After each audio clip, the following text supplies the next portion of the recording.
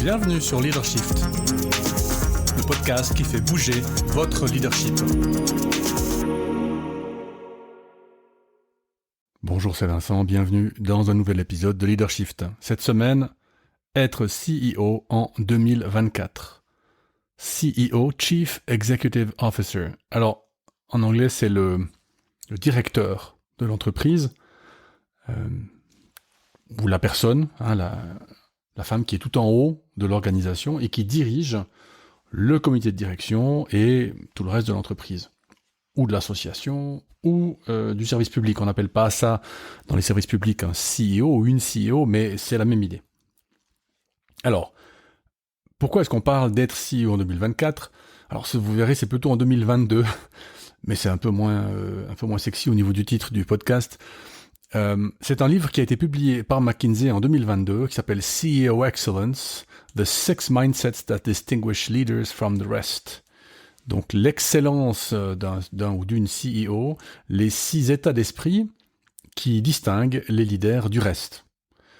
Alors ils ont fait ça à la McKinsey, ils ont 8000 CEO dans leur mailing list, ils ont fait questionnaire, ils ont fait des interviews approfondies avec 67 d'entre eux, et ils ont essayé de lier l'ensemble de ce matériau, questionnaire plus interview, à des performances d'entreprise, typiquement financières, RH, etc., indicateurs de satisfaction de collaborateurs, etc. Et donc, ils sont arrivés, du coup, avec 6 états d'esprit qui distinguent les leaders, les CEO qui font que leur boîte fonctionne des autres. Alors, petite nuance, c'est qu'évidemment, c'est une étude qui est dirigée vers le passé, c'est-à-dire ça, c'est ce qui a marché jusqu'ici.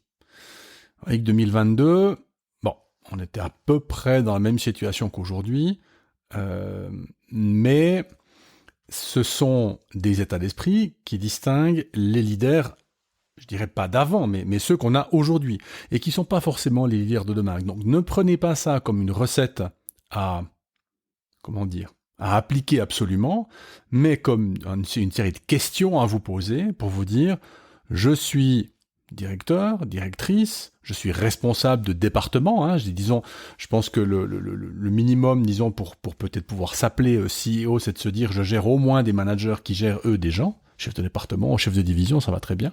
Je suis quelque part le directeur de mon département, ou la directrice de mon département. » Et donc,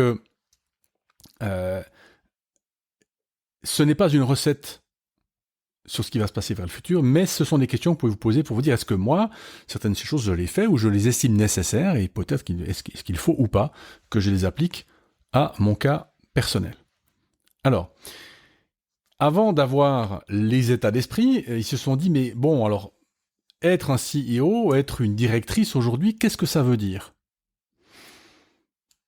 Qu'est-ce que ça veut dire ? Et en fait, ils ont dû chercher dans cette direction-là avant de pouvoir dire quels sont les états d'esprit qui distinguent les bons, entre guillemets, des mauvais, ou des moins bons, ou des moins bonnes. Alors, il y a 6 choses, 6 activités qui, selon McKinsey toujours, sont caractéristiques d'une directrice. Il y en a 6. Et il n'y a pas beaucoup de surprises, mais c'est intéressant quand même. La première, c'est donner la direction. Donc, donner l'orientation à l'ensemble de l'organisation, que ce soit un département ou une entreprise. Donner la direction. La deuxième, c'est aligner l'organisation à cette direction. La troisième, c'est mobiliser les leaders à délivrer sur cette direction.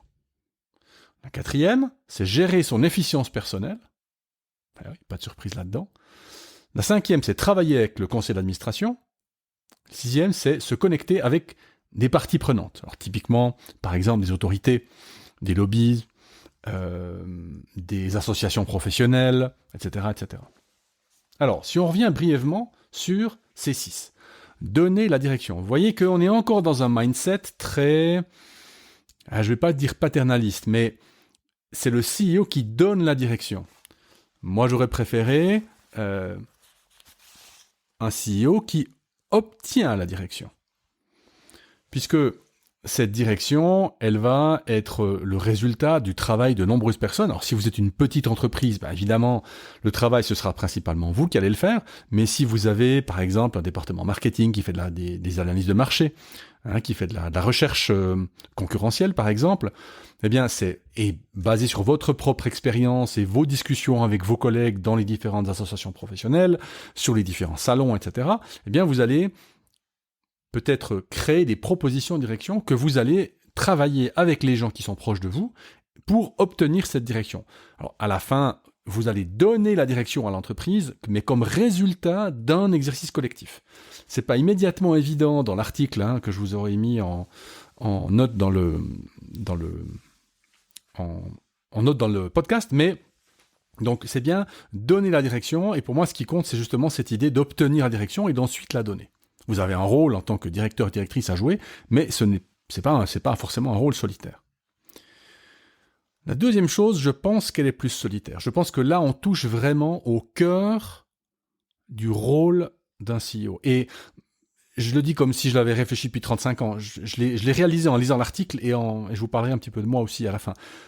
Aligner l'organisation à cette direction, je pense que c'est le rôle principal du CEO, de la CEO. Parce que ça, je crois qu'il n'y a personne d'autre qui peut le faire.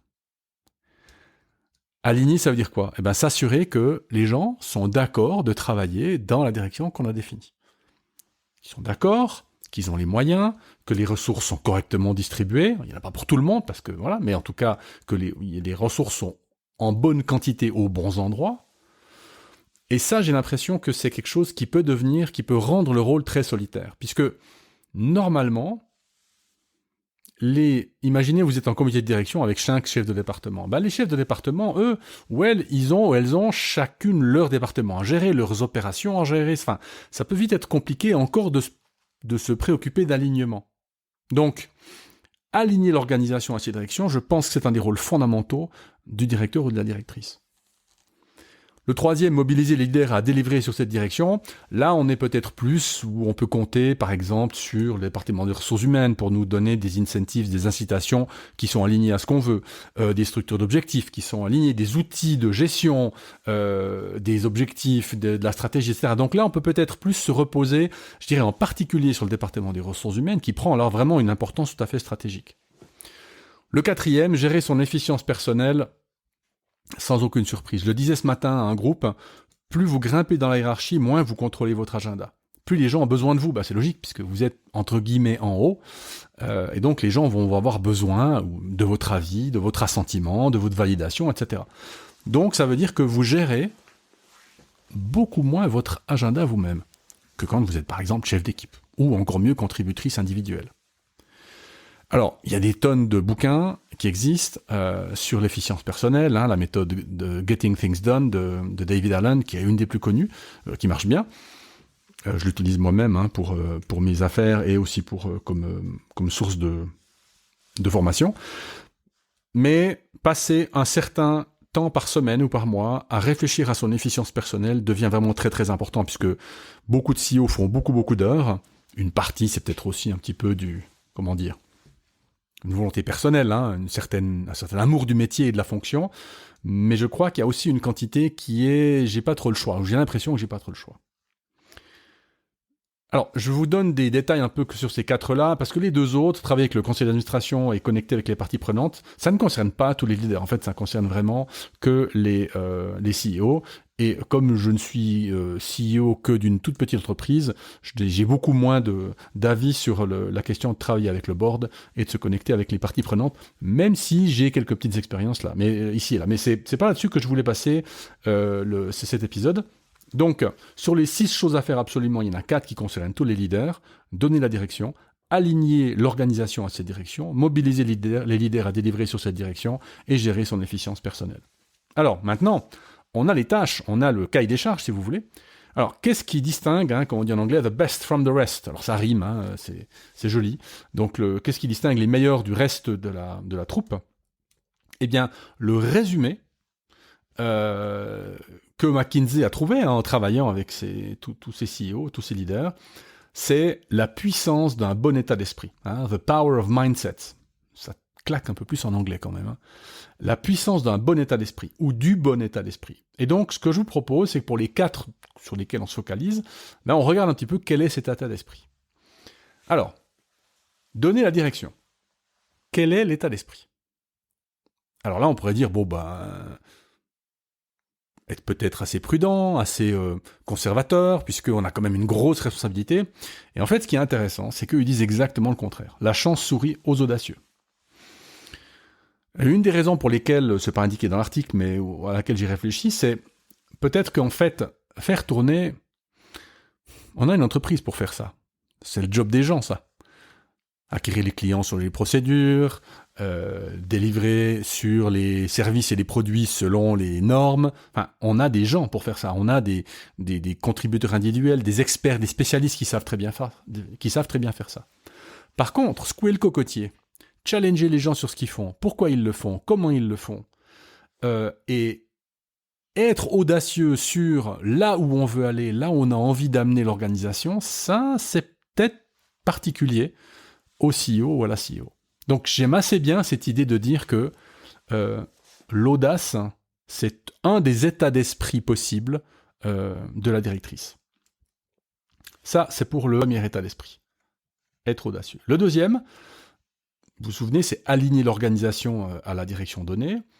Eh bien, une chose qui distingue the best from the rest, c'est de dire qu'on va mettre autant de rigueur dans l'opérationnel, le financier, que dans le soft.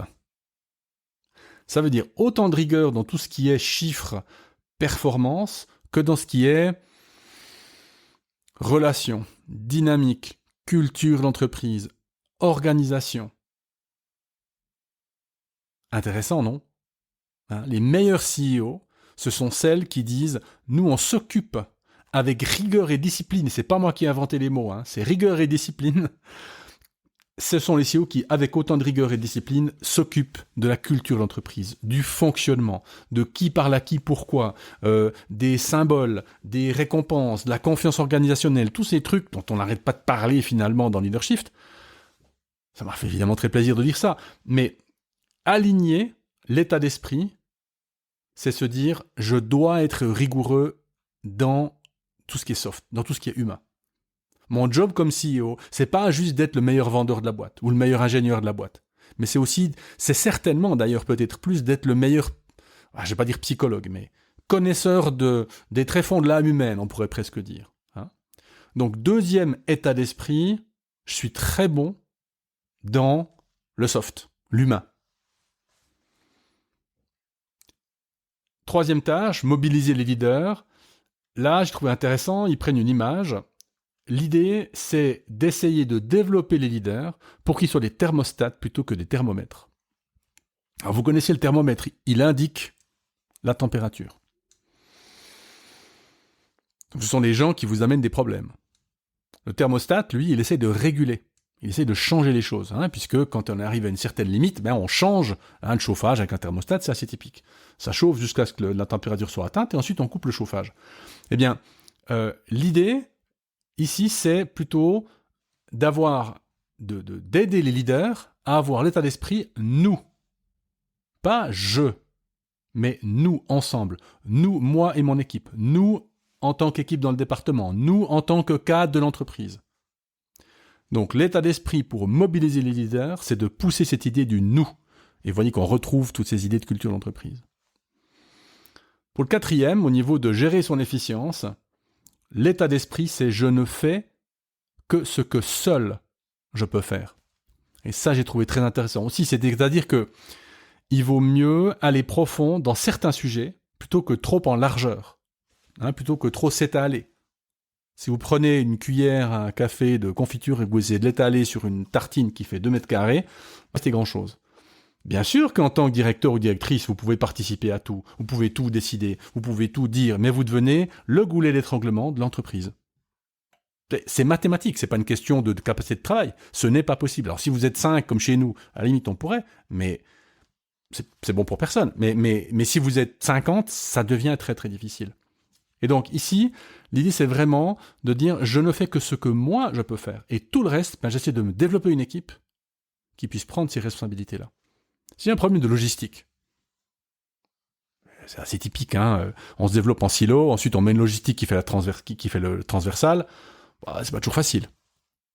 Bon, on pourrait dire, je vais commencer par le faire moi-même, puis après j'engage quelqu'un. Bon, à la limite, pourquoi pas. Mais cette personne, si ça se passe mal au début, ce qui est quand même risque d'être le cas, c'est compliqué d'être transversal dans une entreprise avec des directions qui sont verticales.